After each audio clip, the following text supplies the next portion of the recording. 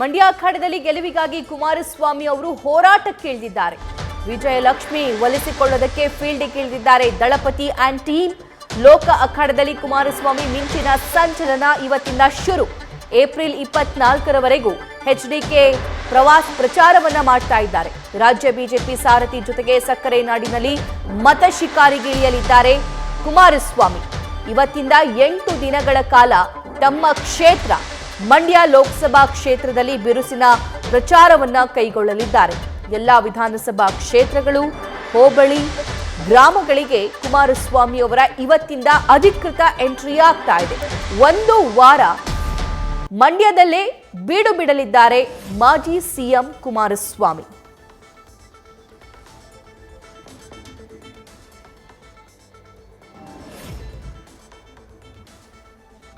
ಮೊನ್ನೆಯ ಮೈತ್ರಿ ಸಮಾವೇಶದ ನಂತರ ಮೈತ್ರಿಯ ನಾಯಕರು, ಮುಖಂಡರು ಫುಲ್ ಆಕ್ಟಿವ್ ಆಗಿದ್ದಾರೆ.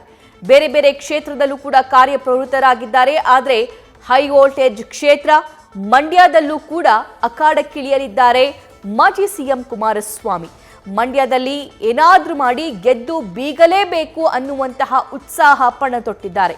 ಕಳೆದ ಲೋಕಸಭಾ ಎಲೆಕ್ಷನ್ನಲ್ಲಿ ಪುತ್ರನ ಸೋಲಿಗೆ ಸೇಡು ತೀರಿಸಿಕೊಳ್ಳುವಂತಹ ತವಕ ಒಂದು ಕಡೆಯಾದ್ರೆ, ರಾಜ್ಯದ ಜೋಡೆತ್ತು ಸಿದ್ದರಾಮಯ್ಯ ಮತ್ತು ಡಿಕೆ ಶಿವಕುಮಾರ್ ಅವರ ವಿರುದ್ಧ ಗೆದ್ದು ಬೀಗುವಂತಹ ಪ್ರಯತ್ನ ಕೂಡ ಶುರುವಿಟ್ಟುಕೊಂಡಿದ್ದಾರೆ.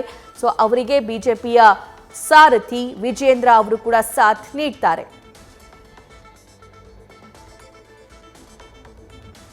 ಮತ್ತಷ್ಟು ಮಾಹಿತಿಯನ್ನ ಮಂಡ್ಯದಿಂದಲೇ ನಮ್ಮ ಪ್ರತಿನಿಧಿ ನಂದೀಶ್ ನೀಡ್ತಾ ಹೋಗ್ತಾರೆ. ನಂದೀಶ್, ಇವತ್ತಿಂದ ಅಧಿಕೃತವಾಗಿ ಒಂದು ವಾರ ಕುಮಾರಸ್ವಾಮಿ ಅವರು ಅಬ್ಬರದ ಕ್ಯಾಂಪೇನ್ ಮಾಡ್ತಾರೆ. ಅವರ ಪ್ಲಾನ್ಸ್ ಏನೇನಾಗಿದೆ, ಜೋಡೆತ್ತುಗಳ ಪ್ಲಾನ್ಸ್ ಅನ್ನ ಹೇಗೆ ಛಿದ್ರ ಮಾಡುವಂತಹ ತಯಾರಿ ನಡೆಸಿದ್ದಾರೆ ಅಂತ? ಖಂಡಿತ ಸಭಾ ಏಪ್ರಿಲ್ 4ರಂದು ಮಂಡ್ಯ ಲೋಕಸಭಾ ಕ್ಷೇತ್ರಕ್ಕೆ ಮೈತ್ರಿ ಅಭ್ಯರ್ಥಿಯಾಗಿ ನಾಮಪತ್ರವನ್ನು ಕುಮಾರಸ್ವಾಮಿ ಅವರು ಸಲ್ಲಿಸಿದ್ರು. ಬೃಹತ್ ಸಮಾವೇಶವನ್ನು ಮಾಡುವ ಮೂಲಕ ಶಕ್ತಿ ಪ್ರದರ್ಶನ ಮಾಡಿದ್ರು. ಅದಾದ ಬಳಿಕ ಎಲ್ಲೂ ಕೂಡ ಅವರು ಮಂಡ್ಯಕ್ಕೆ ಬರಲಿಲ್ಲ. ಆದರೆ ಇದೀಗ ಮಂಡ್ಯ ಅಖಾಡಕ್ಕೆ ಎಚ್.ಡಿ. ಕುಮಾರಸ್ವಾಮಿ ಅವರ ಎಂಟ್ರಿಯನ್ನು ಕೊಡ್ತಾ ಇರುವಂತದ್ದು. ಇಂದಿನಿಂದ 8 ದಿನಗಳ ಕಾಲ ಮಂಡ್ಯ ಲೋಕಸಭಾ ಕ್ಷೇತ್ರದ ವ್ಯಾಪ್ತಿಯಲ್ಲಿ ಮಿಂಚಿನ ಸಂಚಾರವನ್ನ ನಡೆಸಿ ಒಂದು ಶಕ್ತಿ ಪ್ರದರ್ಶನವನ್ನು ಕೂಡ ಮಾಡುವಂಥದ್ದು. ಇವತ್ತು ಮಳವಳ್ಳಿಯಲ್ಲಿ ಬಹಿರಂಗ ಸಭೆಯನ್ನ ಒಂದು ಆಯೋಜನೆ ಮಾಡಿರುವಂಥದ್ದು. ಆ ಮೂಲಕ ಆ ಒಂದು ಕ್ಷೇತ್ರದಲ್ಲಿ ಒಕ್ಕಲಿಗ ಮತ್ತು ಲಿಂಗಾಯತ ಮತ್ತು ವೀರಶೈವ ಮತಗಳನ್ನ ಕ್ರೋಢೀಕರಣ ಮಾಡಿ ಮಂಡ್ಯ ಕಬ್ಜಾಗೆ ಇದೀಗ ಪ್ಲಾನ್ ಅನ್ನು ಮಾಡ್ಕೊಂಡಿರುವಂತದ್ದು. ಕೇವಲ ಮಳವಳ್ಳಿ ಅಲ್ಲದೆ 8 ವಿಧಾನಸಭಾ ಕ್ಷೇತ್ರಗಳಲ್ಲೂ ಕೂಡ ಏನು ಕುಮಾರಸ್ವಾಮಿ ಅವರು ಒಂದೊಂದು ದಿನ ಅಂದ್ರೆ 24ರವರೆಗೆ ಅವರು ಪ್ರಚಾರವನ್ನ ಮಾಡಲಿದ್ದಾರೆ. ಇನ್ನು ಎಚ್.ಡಿ. ಕುಮಾರಸ್ವಾಮಿ ಅವರಿಗೆ BY ವಿಜೇಂದ್ರ, ಬಿಜೆಪಿಯ ಸಾರಥಿ ವಿಜೇಂದ್ರ ಅವರು ಕೂಡ ಸಾಥನ್ನ ಕೊಡಲಿದ್ದಾರೆ.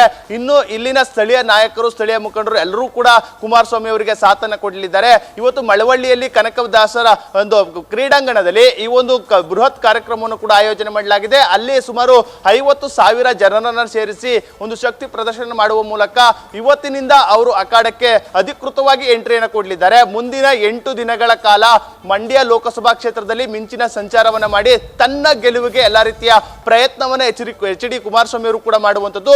ಇನ್ನು ಎಚ್.ಡಿ. ಕುಮಾರಸ್ವಾಮಿ ಅವರು ಏಪ್ರಿಲ್ 24ರವರೆಗೂ ಕೂಡ ಮಂಡ್ಯದಲ್ಲಿ 8 ವಿಧಾನಸಭಾ ಕ್ಷೇತ್ರಗಳ ಪೈಕಿ 8 ವಿಧಾನಸಭಾ ಕ್ಷೇತ್ರದಲ್ಲೂ ಕೂಡ ಬೃಹತ್ ಸಮಾವೇಶವನ್ನು ಕೂಡ ಆಯೋಜನೆ ಮಾಡಿರುವಂಥದ್ದು. ಏಪ್ರಿಲ್ 24ರಂದು ಮಂಡ್ಯದಲ್ಲಿ ಬೃಹತ್ ಸಮಾವೇಶವನ್ನು ಮಾಡಿ ಇಲ್ಲಿ 1 ಲಕ್ಷಕ್ಕೂ ಅಧಿಕ ಜನರನ್ನು ಸೇರಿಸಿ ಒಂದು ಬೃಹತ್ ಒಂದು ಶಕ್ತಿ ಪ್ರದರ್ಶನಕ್ಕೂ ಕೂಡ ಈಗಾಗಲೇ ಎಲ್ಲ ರೀತಿಯ ಪ್ಲಾನ್ ಅನ್ನು ಮಾಡಿಕೊಳ್ಳಲಾಗಿದೆ. ಒಂದು ಕಡೆ ಇಲ್ಲಿನ ಮಾಜಿ ಶಾಸಕರು, ಇಲ್ಲಿನ ಸ್ಥಳೀಯ ನಾಯಕರೆಲ್ಲರೂ ಕೂಡ ಒಂದು ಕಡೆ ಕುಮಾರಸ್ವಾಮಿ ಅವರ ಪರವಾಗಿ ಪ್ರಚಾರವನ್ನು ಮಾಡ್ತಾ ಇದ್ದಾರೆ.